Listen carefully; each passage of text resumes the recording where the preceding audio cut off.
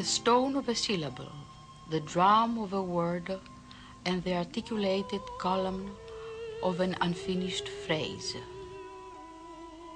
Forms which become figures, and figures which, for a moment, hydrate the forms so that, silent and sibylline, they unceasingly depict the human tragedy of Atlas, who raised the weight of the world on his shoulders and laughed at death.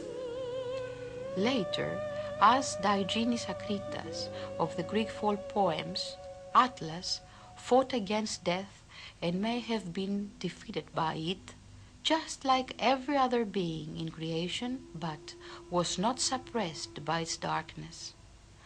The marks of that struggle are still there, indelible, but they are hard for the passer-by late in this century, a passer-by who can with difficulty know the correspondence in a conventional and automatic age to interpret.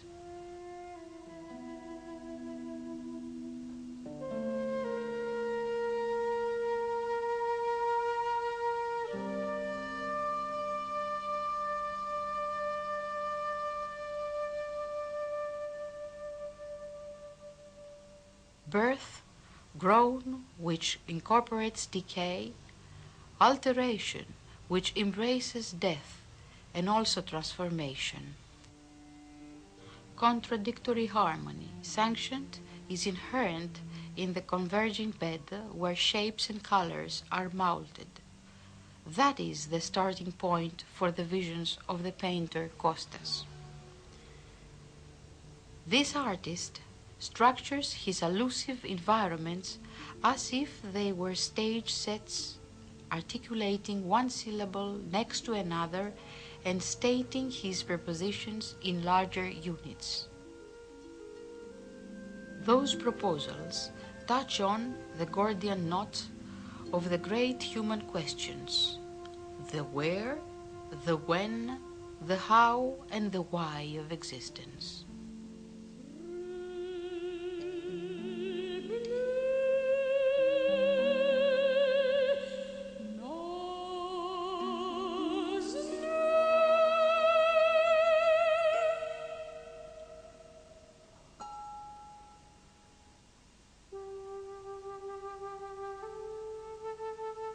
From visible phenomena, Kostas draws their secret signs and transforms them in visual terms.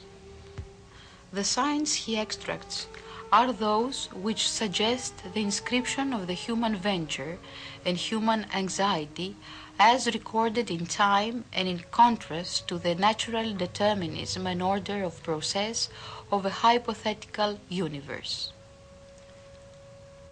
Light, matter and color are transformed into the raised surfaces and masses of an individual script which signifies itself and negates itself as the darkness encroaches in the formation of mass, gradually covering everything and detaching it from everyday reality so as to revive it with associative connections in the memory.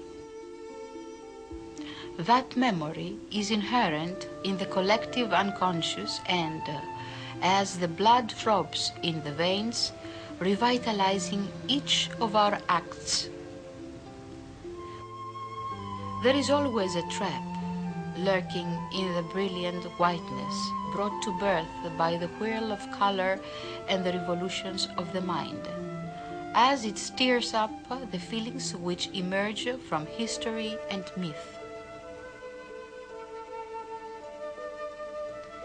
This trap is arranged to the measure of a theater curtain with deep folds, which Kostas pulls aside for a moment, just like a biblical archangel in a Byzantine mural, in order to confront the ambiguous coded signs of a script which converts the past into the present. That present transcends us. It surrounds us with its impasses, while enclosing us beneath the comradely roof of a many-stranded memory. From these paths, and as the whitewashed wall swells with hidden damp and begins to scale, through the cracks of time and the dynamic verbal feelings which emerge from the ruins, Kostas shows us a mask.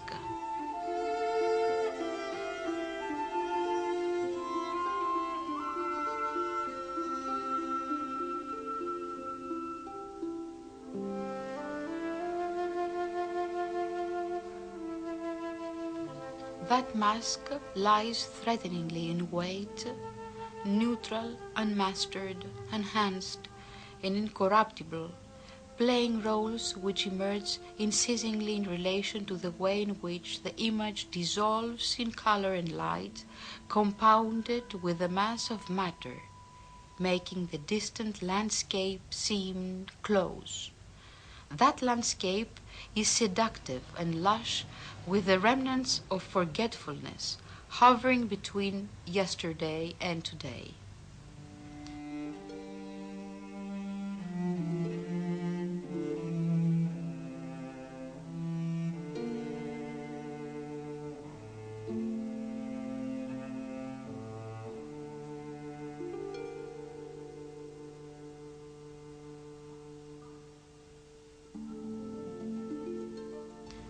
The beginning becomes the end, and the end becomes the beginning in a merciless game without finish. All that is left is the verisimilitude of the lie which, in the language of art, entrusts us with its secrets.